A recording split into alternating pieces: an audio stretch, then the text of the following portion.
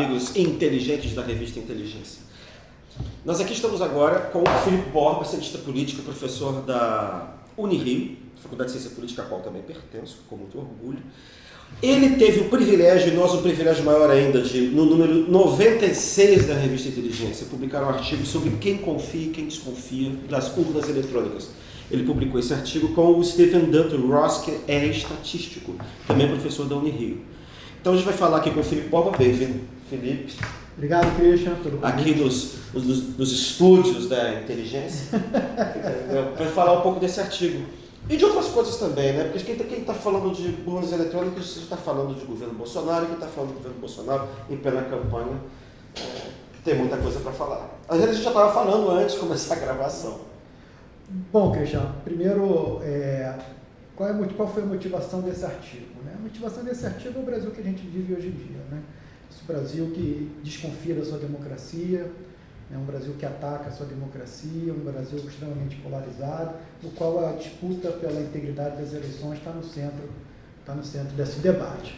Então, eu e o Steven, a gente pegou uma pesquisa do Datafolha, que tinha lá a pergunta, né, se a pessoa confia ou não confia, né, e se confiava totalmente ou confiava em parte, e a gente fez uma análise em cima dessa pesquisa do Datafolha, que é de dezembro de 2020. Ela não é a mais recente, depois dessa o Datafolha publicou outras, mas ela foi uma pesquisa que foi feita no auge da discussão em torno das vacinas, né, em torno, né, de todo aquele Brasil 2020, aquele Brasil enclausurado, aquele Brasil que todos estavam dentro de casa. Horrível.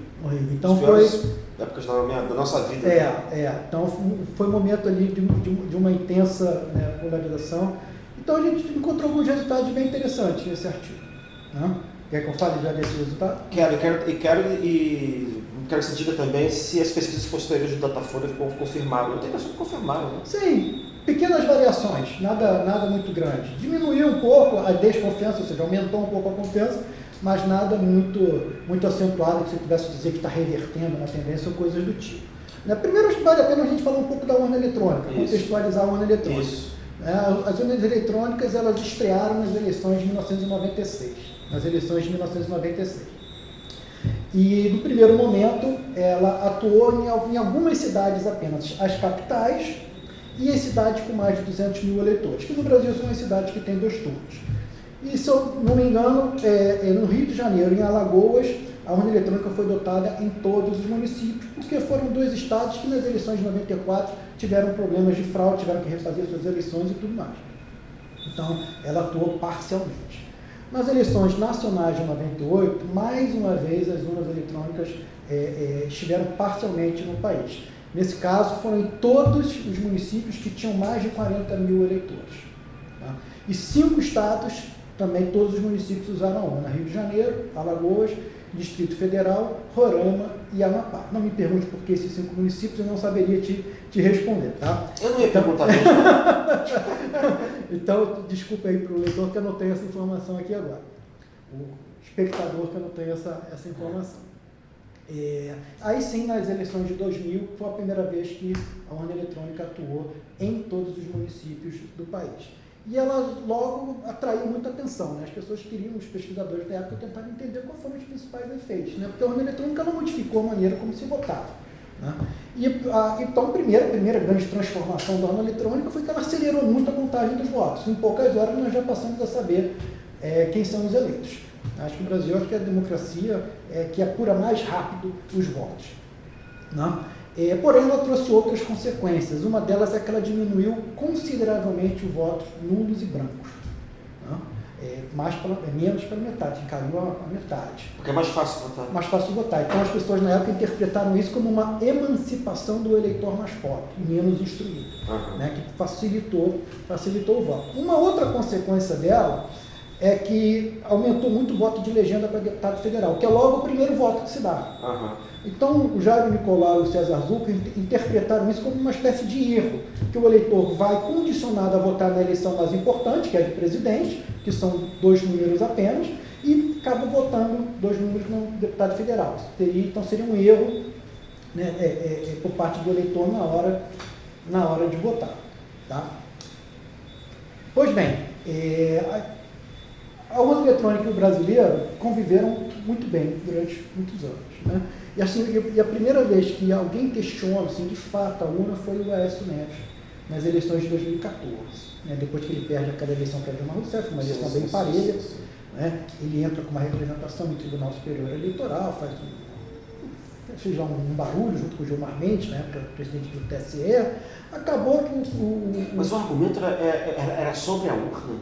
Eu tinha a impressão de que, não sei se o argumento era porque ela tinha mentido, era alguma outra coisa que não era... Não foi sobre a urna, mas a urna entrou de gaiato ali na história, entendeu? Seria mais ou menos isso. Aí, tanto é que o PSDB reconhece que as eleições foram legítimas, mas faz uma série de contribuições, de recomendações para aprimorar o sistema político brasileiro, voto impresso, comprovante do voto, aquelas coisas. Papo furado, né? Papo furado, O Aécio tentou tumultuar a eleição ali porque não soube perder. Sim. E, enfim, aí até que, de fato, é a partir daí que começam os ataques sistemáticos à urna eletrônica. O que você está dizendo, na verdade, é que a contestação do resultado eleitoral em 2014 ela foi muito mais nefasta, na verdade. Sim. Porque ela se tornou... Aquilo foi um precedente para poder, retoricamente, acusar o sistema de ser falho. Foi a semente. E passaram a usar, eu acho que esse parece que é um argumento que eu acho muito interessante, que é assim, digamos assim, o caráter supostamente misterioso da urna passou a ser explorado. Sim. Para reviver e reforçar o imaginário da fraude eleitoral. Exato. Quer dizer, na verdade a urna não fez nada, coitada, ela entrou simplesmente como um objeto suscetível de propagar desconfiança sobre o sistema eleitoral. E nisso as redes sociais ajudaram muito, porque elas propagam boatos e fake news de uma velocidade e um volume muito grande. Né? Então, isso tudo é muito mapeado, tá, Christian, na literatura aqui no Brasil, como que as fake news sobre urna eletrônica, elas propagaram assim, numa velocidade, não só no YouTube, Twitter, Facebook. Né? Então, aí, como essas redes sociais elas começam a se popularizar muito, a partir da eleição de 2014, já existiu antes, né? Mas aí a popularização do smartphone, né, que é muito mais acessível para as pessoas de mais baixa renda, aí isso tudo começa a ter aí uma campanha, começa a circular nesse mundo obscuro das redes sociais, né, principalmente circulando ali em grupos de direita, anti-esquerdistas, antipetistas, e aí o Bolsonaro surfa muito bem nessa onda. Engraçado você estar dizendo isso. Eu estou publicando um livro agora que estou chamando de populismo reacionário, e ali tem um item que eu e o Paulo Henrique a gente está chamando de negacionismo estrutural, como uma espécie de estratégia, na verdade, desse populismo reacionário, e faz parte do negacionismo estrutural negar verdades, mas o que eram tidas como mais ou menos auto-evidentes do ponto de vista do debate, como alguma coisa científica. Né? O papel do negacionismo é difundir a desconfiança. Sim. Né? Difundir a ideia de desconfiança, porque a ideia de desconfiança gera um medo. Né? E do medo você precisa de segurança, e você torna a extrema-direita necessária. Né? E do medo você tem o ódio contra os supostos inimigos que você criou. Então, na verdade, a urna eletrônica, me parece, ela é vítima. Ela serve bem a esse propósito. Né? Serve bem a esse propósito de criar essa divisão no eleitorado. Né? E o Bolsonaro explora isso muito bem. Então aí eu chego na análise, né, que eu contextualizei um pouco para você, esse histórico da urna eletrônica, dos ataques à urna. O Bolsonaro então começa a atacar a urna eletrônica já em 2018, até com um argumento assim, meio confuso, mas que na sua base encontra aceitação, que ele não venceu a eleição no primeiro turno porque ele foi vítima de fraude.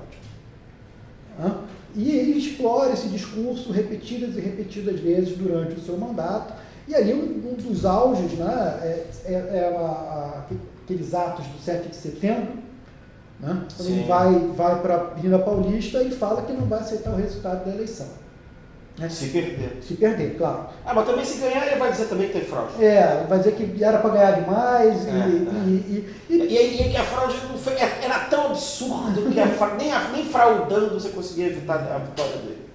E teve a tentativa de aprovar no Congresso o comprovante impresso do voto, que teve maioria absoluta dos votos, não chegou a ter uma maioria de 3/5, né, mas teve uma maioria simples, então isso também encontra eco dentro do mundo político. Tá? E até completando, eu junto com o Vinícius Israel, que é outro estatístico, professor da Unirio, nós enviamos questionários para candidatos a vereador, prefeito e vice-prefeito de 2000. Recebemos um pouco mais de 10 mil respostas. Também é muito grande a desconfiança dos candidatos em relação à urna eletrônica. Então, isso não é algo apenas circula nos eleitores, mas o mundo político também tem uma certa desconfiança. É claro que quem perde tem sempre mais desconfiança do que quem ganha. Então, nós pegamos essa pesquisa e nós fizemos alguns testes, né, para definir o perfil de quem confia e quem não confia na urna eletrônica. Então, a gente tinha ali três hipóteses, né, guiando a nossa análise. Uma é que quem confia nas declarações do Bolsonaro vai confiar menos na urna eletrônica. A outra é quem é ideologicamente de direita vai confiar menos, porque todas essas teorias da conspiração, essas coisas, circulam principalmente em grupos de WhatsApp, em grupos de direita nesse mundo das redes sociais. E o terceiro é que a gente não conseguiu testar, porque a pesquisa não tinha essa pergunta, era que as pessoas que se informam mais por redes sociais do que pela mídia tradicional também teriam uma desconfiança maior. Então, dentro dessas duas que a gente testou, a gente encontrou resultados positivos, né? Confiar na declaração do presidente Bolsonaro diminui a chance da pessoa confiar na urna, do mesmo jeito que ser de direita diminui a confiança na urna eletrônica. Então, isso vai de acordo com toda a literatura internacional que fala do papel dos líderes populistas, que quando eles questionam a lisura das eleições, isso traz consequências para a democracia, como, por exemplo, diminui a participação eleitoral, né? Nesse caso, diminui a confiança na integridade do processo eleitoral brasileiro. Então, esse é o panorama um pouco do que a gente está hoje em dia vivendo nessa eleição de 2022. Eu queria te fazer uma pergunta. Eu andei vendo, né, isso é objeto das minhas pesquisas, não preciso, porque ele já faz a pesquisa, basta eu ler. Né? Então eu não preciso eu mesmo fazer a pesquisa. Eu acredito na divisão do trabalho, né? Da divisão acadêmica do trabalho, isso já é acadêmico. Né? Mas assim, que essa desconfiança viria diminuindo, na verdade, de uns tempos para cá, e eu não sei se isso tem a ver com uma espécie de reação a essa desconfiança que foi provocada, estava pensando nisso agora, ouvindo você falar, que foi provocada pela tese do golpismo. Sim. Entendeu? Se o discurso, a acusação de que o Bolsonaro era golpista, não acabou servindo meio que de antídoto, porque parece que de um tempo para cá também ele começou a diminuir os ataques às urnas. Eu acredito que houve uma reação a essas constantes ameaças do Bolsonaro.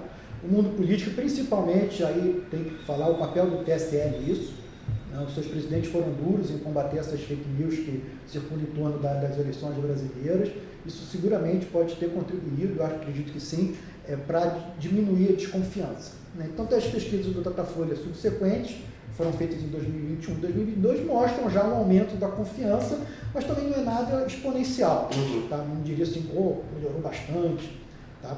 Agora, você tem um ponto que você chamou a atenção, que eu discordo um pouco de você. O Bolsonaro pode ter diminuído um pouco, sim, os ataques às urnas, mas ele terceirizou esses ataques. Então você vê muito o Ministério da Defesa questionando a urna eletrônica, querendo colocar técnicos do Exército para verificar a urna.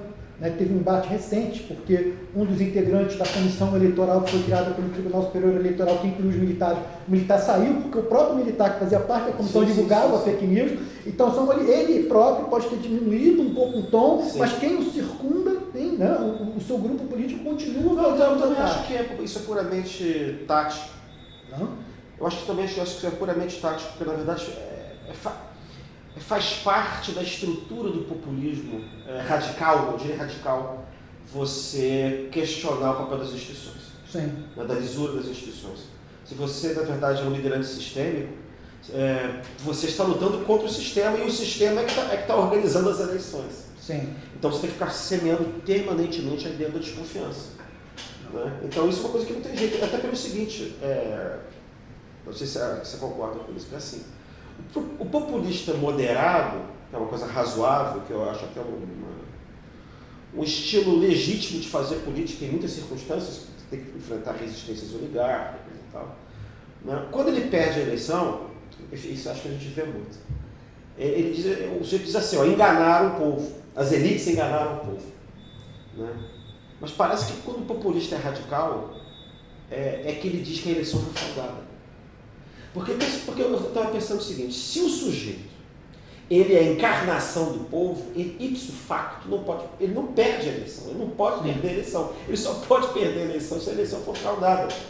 Quer dizer, a eleição só é justa se ela, na verdade, virar um referendo, com o resultado conhecido de antemão, né?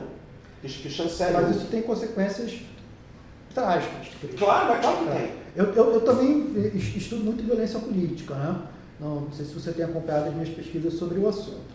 Não, do que eu estou falando, eu estou falando da racionalidade do sujeito. Sim.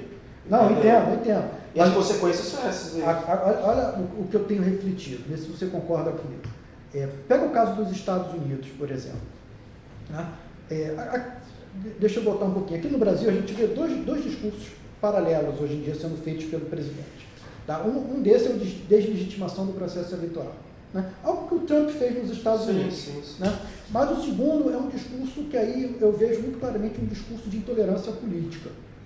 Né? Claro. Eu acredito que você também trata disso nas suas pesquisas. Né? Um discurso de intimidação o tempo inteiro, você intimida através de violência, não é só violência simbólica, não, violência mesmo, violência porrada. Sim.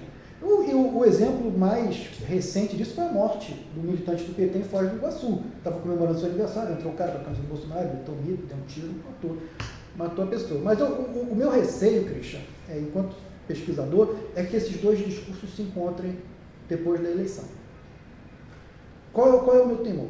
Tá? O meu temor é assim, se você pegar os Estados Unidos, né, o Trump deslegitimava a todo momento o sistema eleitoral americano, voto pelo correio, aquelas coisas todas. Quando veio a eleição, os seus eleitores foram convencidos de que a eleição foi fraudada e invadiram o Capitólio. Foi uma clara manifestação política pós-eleitoral direcionada às eleições. Às instituições eleitorais, naquele caso, o Capitólio. Né? Não houve ali, naquele momento, violência de republicanos contra democratas ou democratas contra republicanos. Né? Pelo menos eu não me recordo, não sei se você se recorda de algo do tipo. Eu já acho que no Brasil pode ser um pouco diferente, a gente pode ir um pouco além do Capitólio. Porque as instituições seriam o STF, o TSE, mas você também tem um discurso da intolerância, um discurso do ódio contra o adversário. Então, ou seja, você vai perder uma eleição fraudada para aquele que você odeia. Uhum. Aí eu acho que a gente pode chegar num ponto que foi Bolívia, 2019, quando a OEA veio a público e declarou que as eleições bolivianas foram fraudadas, não sei se você recorda disso, e que o Evo Morales teve que se refugiar no México, senão iriam matá-lo. Você lembra disso?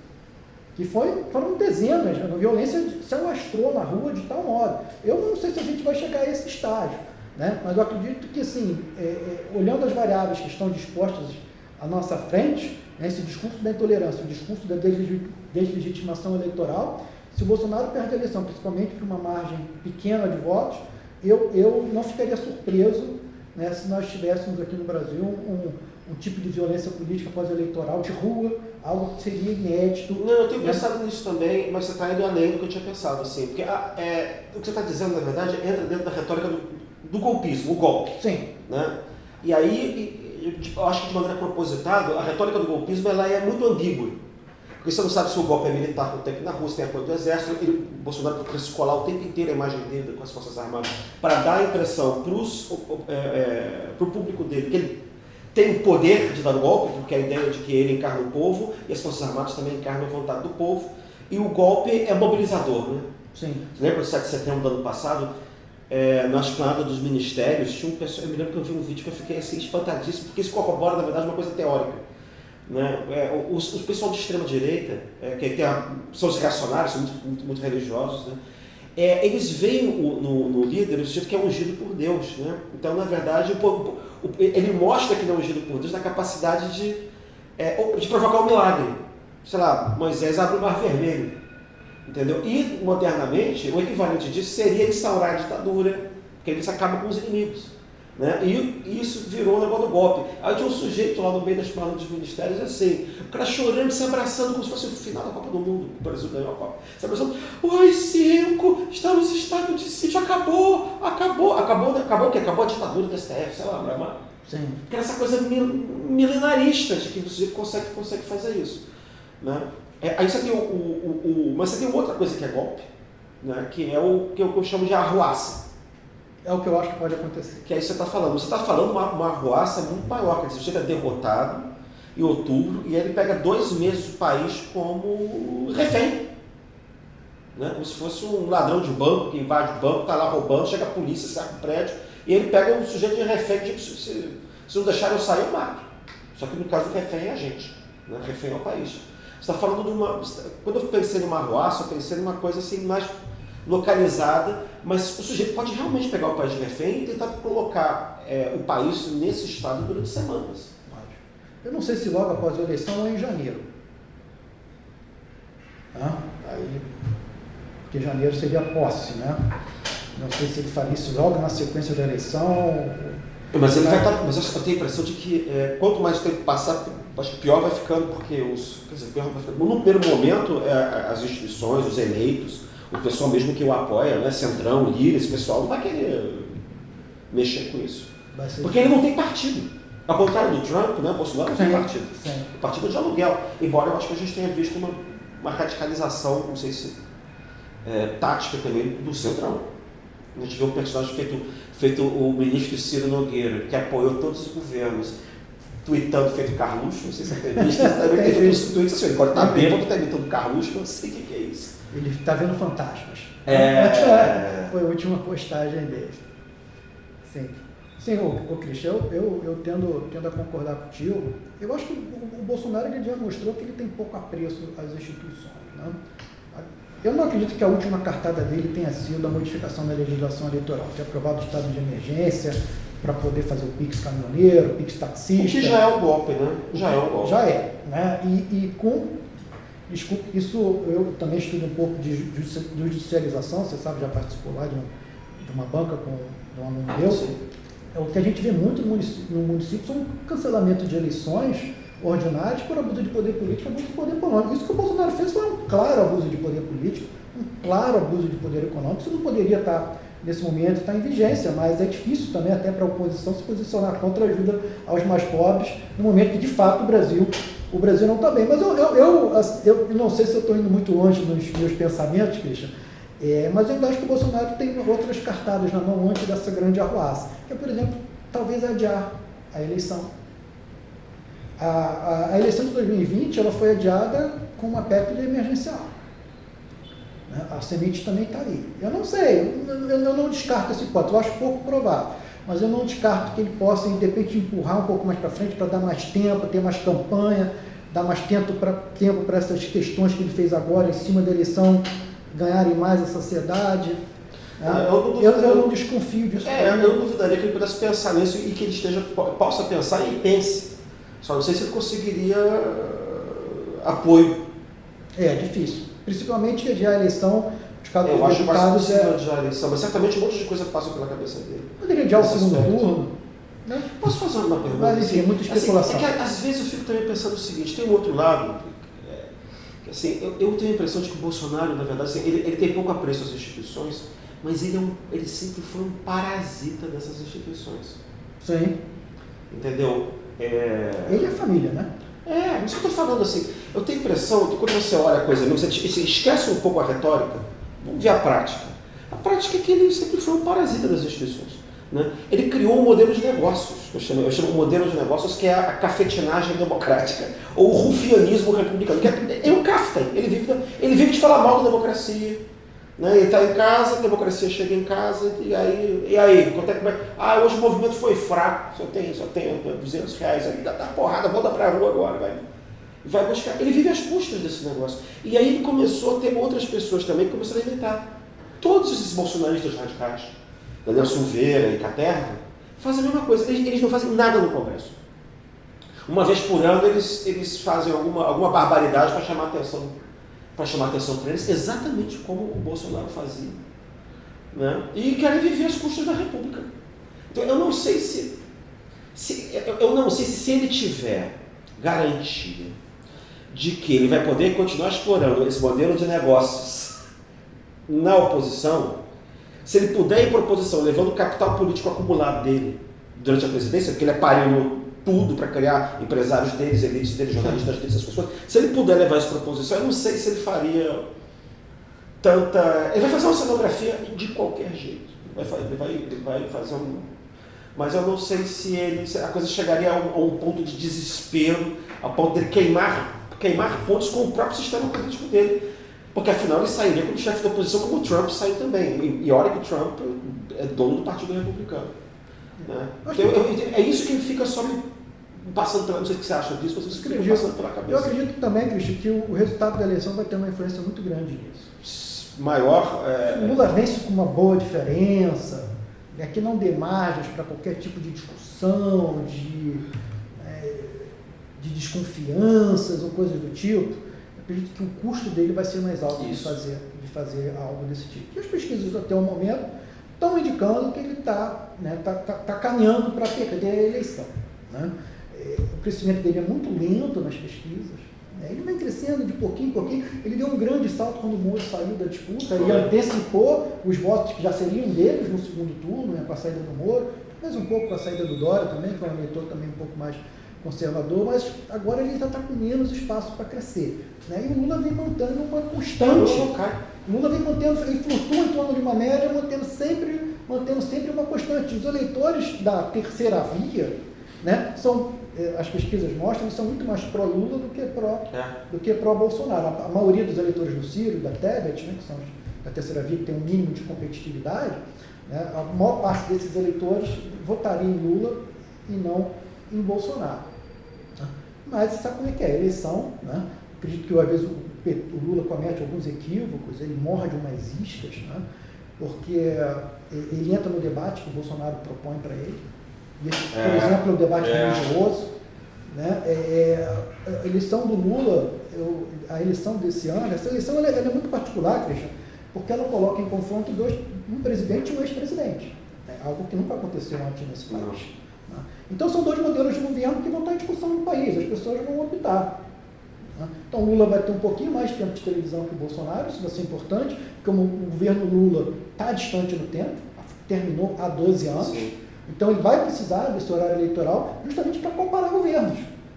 Mas acho que até nesse aspecto isso até é bom para ele, porque ficou um pouco remoto. Mas quem não lembra do governo Lula? Quem não lembra do governo são os jovens. Engraçado, e essa geração agora, ela é muito mais pró-lulista do que bolsonarista. Sim, mas algo se perde no tempo, né?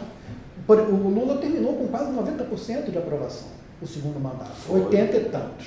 Foi. Então tem muita coisa boa que ele pode mostrar. Ninguém termina com 90% de popularidade e não tem coisa boa para mostrar. Eu estou querendo dizer que assim, as pessoas...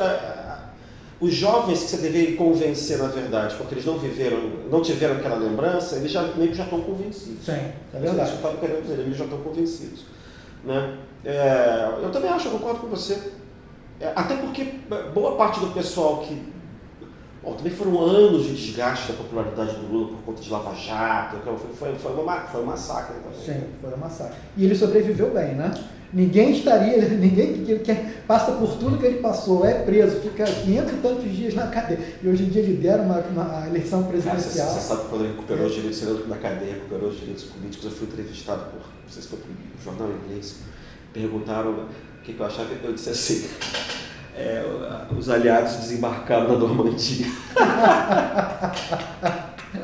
E a sensação que eu tinha que o governo Bolsonaro era um governo de ocupação, entendeu? Tipo a França, debaixo da Segunda Guerra Mundial, porque ele seria o cara que realmente é capaz. Né? A gente pode pensar o que quiser do Lula, gostar ou não gostar, mas quando a gente olha para a história brasileira, quando a gente pensa, pelo menos no século XX, século XXI, que político que você tem que comparar com o Lula? Só Getúlio Vargas, eu não vejo outro. Nos últimos 40 anos a política girou em torno do Lula.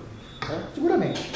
Desde o final dos anos 70, né, sobretudo a partir dos anos 2000, quando o PT assume o governo, aí ele é eleito, reeleito, elege 2 vezes sucessor, e, vamos esquecer, que dentro da cadeia ele coloca um candidato com 45% dos votos no segundo turno. Não, e vamos falar mais. Candidato que entrou no meio da campanha, literalmente no meio da campanha. Não, e tem mais, assim, quando você olha tudo que aconteceu na política brasileira de 2014, 15 para frente, é tudo, na verdade, para impedir a volta dele. Sim. Né? Você tem o impeachment, né, da presidenta Dilma Rousseff, para interromper o ciclo. É bom lembrar que houve a famosa liminar que o impediu de impedir o impeachment, que foi a famosa liminar do Gilmar Mendes, que era impedido de ser ministro da Casa Civil. Depois você teve um outro golpe, que foi de 2018, que foi exatamente a retirada dos direitos políticos dele, para ele não poder concorrer, que é isso que você está dizendo. E agora ainda tem a PEC de emergencial que suspende, quer dizer, o Na reeleição já tem uma assimetria enorme em termos de vantagem do candidato incumbente contra os outros. Porque ele tem a máquina, tem a caneta, tem tudo na mão. E a PEC emergencial ainda criou a assimetria da assimetria, quer dizer, que ele suspendeu as limitações que o incumbente podia ter de tentar fazer propaganda a seu favor. Né? Quer dizer, até nisso aí eu vejo golpe também. Por isso que eu falo assim, são todos sempre contra o Lula, porque a impressão que dá é que se a reeleição não tivesse limite, era capaz de ele se reeleitar no poder até hoje. Seria ser reeleito em 2010 tranquilamente. Ele só é capaz desse atual golpe dar errado, porque, primeiro, que o governo é muito ruim, segundo, que é percebido como tal por uma parcela significativa da população, e porque enfrenta um grande candidato. Porque é o Lula. Eu acho que o Bolsonaro calculou mal, ele achou que seria fácil ganhar do Lula. Eu acho que também, foi desde o começo você teve essa... Eu acho que ele sempre teve para si que se concorresse contra o Lula, o antipetismo prevaleceria. Pois hoje em dia eu estou... Porque nós estamos sempre em 2018. Nessa nossa conversa aqui eu estou tendo algumas ilações. Por exemplo, o Cássio votou pela suspeita do Moro. O ministro votou pela suspeita do Moro. Indicado pelo Bolsonaro, votou pela suspeita que ajudou a Lula a recuperar os direitos políticos. Ele poderia ter dado um voto contrário, não faria diferença, porque foi 7-4, né, se eu não me engano. Foi 7-4. Não, isso mesmo, ele queria enfrentar o Lula, eu achava que ele ia ganhar de lavada. Mas é que tá, eu também não sei se quando você vive num mundo... Bom, ele não é um sujeito muito iluminado enquanto indivíduo, né?